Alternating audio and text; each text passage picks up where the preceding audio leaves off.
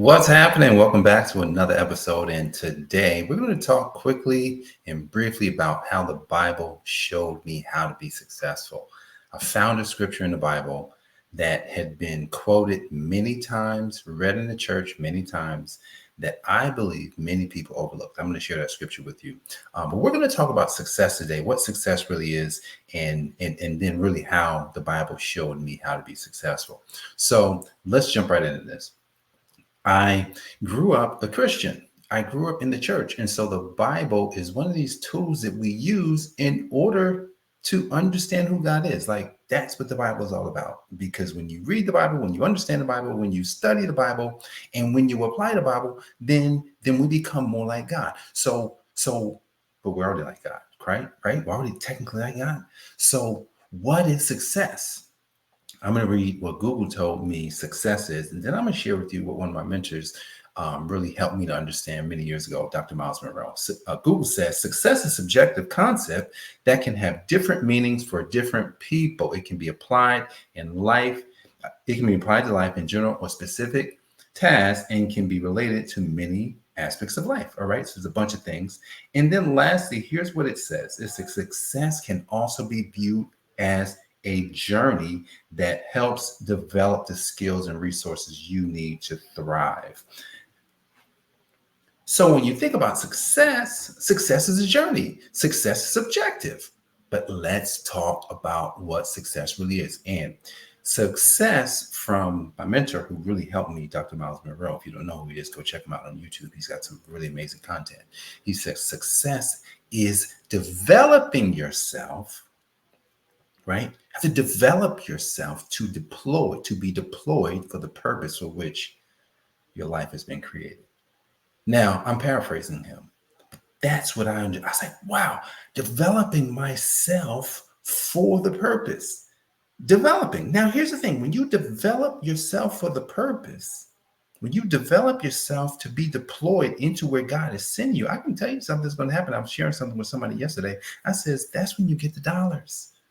That's when you get the dollars, right? Because the dollars comes after you've been developed. And the less we are developed, the less we have opportunities to get those dollars. Now, what did the Bible tell me? Now, I could quote Joshua 1:8 where it says, keep the book of the law in your mouth, meditate on it day and night, be careful to do what it says, and you will make your way prosperous and have good success. That's one of the foundational texts that I learned and I've been applying. That's not the text that I'm going to share with you today. The text that I'm going to share with you was brought up to me yesterday. A friend of mine messaged me on Instagram. He messaged me. He sends me a video, and it led me to Matthew chapter 7. Matthew chapter 7, in verse 13, here's what it says. Enter ye in at the straight gate. For wide is the gate, and broad is the way that leadeth to destruction, and many there be which go, and many travel that path. I don't know why the King James Version is so interesting. But wait a second. It says, broad is the way that leadeth to destruction, and many are on that path. So if we just look at 2024, whatever time period you're watching this or listening to this, and you think about what is everybody doing? What is the mass? Like when we think about groups of people, where are most people going? Are many people traveling the same way? Do many people think the same way? Are many people just kind of like all the same? That the scripture is saying, well, if everybody's going that way, you better not go that way, because in verse 14, it says this, because straight is the gate and narrow is the way. Remember, it says, enter at the straight gate. Enter at the gate that's going straight.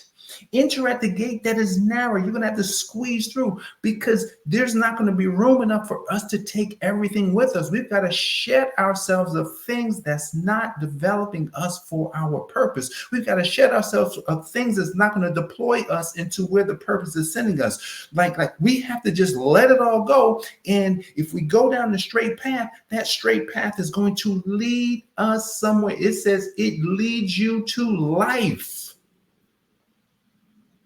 It leads you to life, and few there find it. few people travel this path. This is mind-boggling to me. Here's why it's mind-boggling. It's sitting in the Bible. It's sitting in the Bible. And I feel like especially if I'm on social media, it's so loud, there's so many people talking, everybody's talking. I says, man, there's a lot going on here.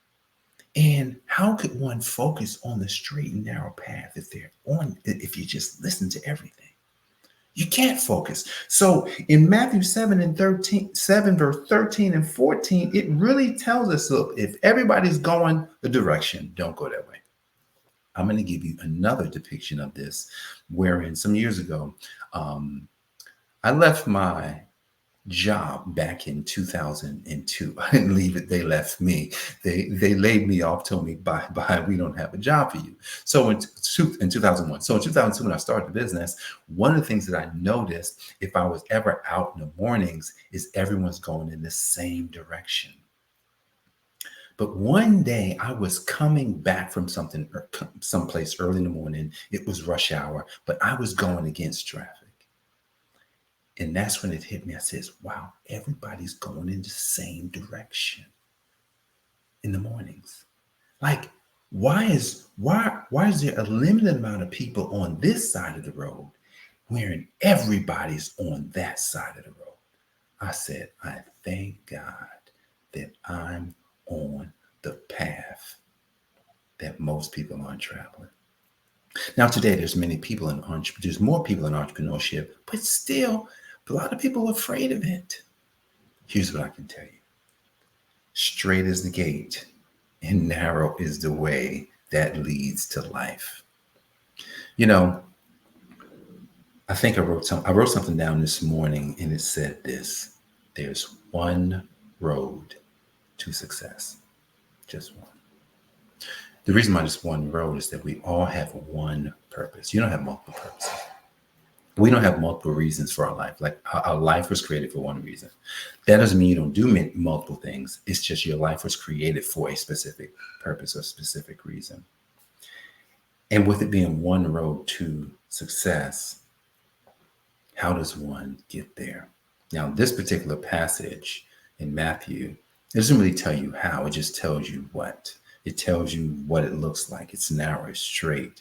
So when you get on that path, it's probably going to strip away a lot of things that may not be necessary to get through. But if we just go back to Joshua 1:8, and in Joshua 1:8, it does have a great framework in there. I was thinking about Joshua 1:8 recently because I was like, man, I haven't been talking about it enough because, it says, keep the book of the law in your mouth. So keep the book of the law. That means technically there it says read the Torah.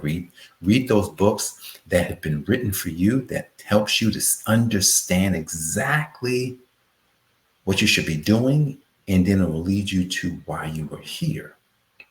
Keep it in your mouth. Why would you keep that in your mouth? Why would you keep those types of things in your mouth? Because then everything has to filter through. That's the narrow. Then the filtering of what's coming out of my mouth has substance on. It has a successful substance because whatever's written in the book of the law is successful. It's already been successful. And because it's already been successful, then that means that whatever's coming out of my mouth is going to align with that. And I don't have to come up with anything. I don't have to do anything extra except keep that in my mouth. Let that be the words that's coming out. Because it says, well, keep that in your mouth, but then you got to also meditate on it. What is meditation? Meditation is, think about when you think of something over and over and over and over and over. People want to get rich, but they're thinking about being broke all the time. One of the things that I decided on my road to success, because God already told me I'm supposed to be rich and wealthy, but I have to learn how to do it. Not just tactically. I have to learn how to meditate properly. I have to learn how to think. See, it's the thinking that gets the thing. I was on a call yesterday. I was just, explaining how ideas are not new. How do we know that? That's in the book. That's in the law. Like that. Well, it's not in the law, but it's in books that Solomon wrote. He's wisest man that ever lived. What did he say? Here's what he said. He says, there's nothing new under the sun. This was thousands of years ago. He's talking about there's nothing new under the sun. And how does he know that? Because it's already said he had the most wisdom that would ever be given.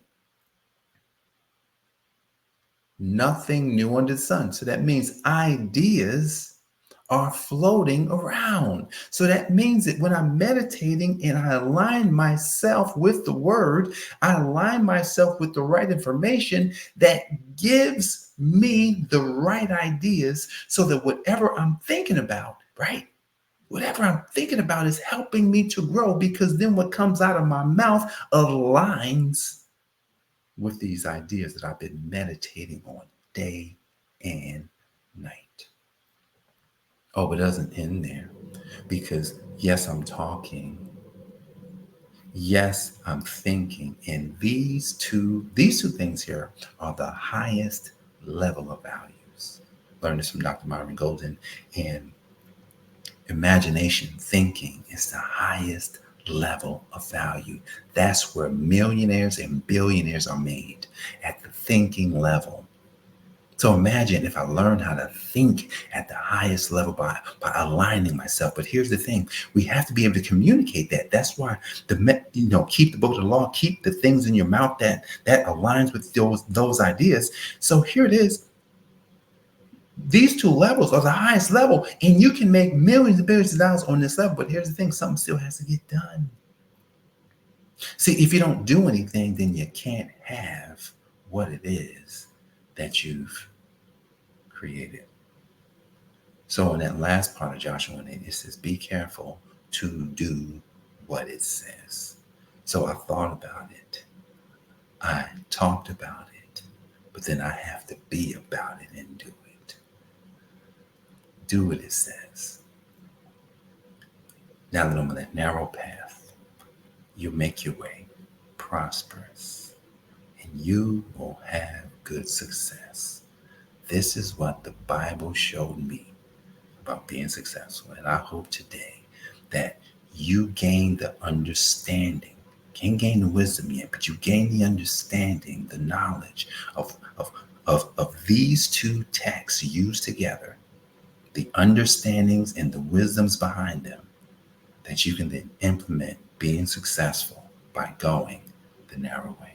Guys, my name is Jay Moore. I'm the Healthy Accountant. I help people to account for their life and their business. If you love this content, I'll look forward to coming back and serving you here tomorrow in the days ahead. God bless you, and I will see you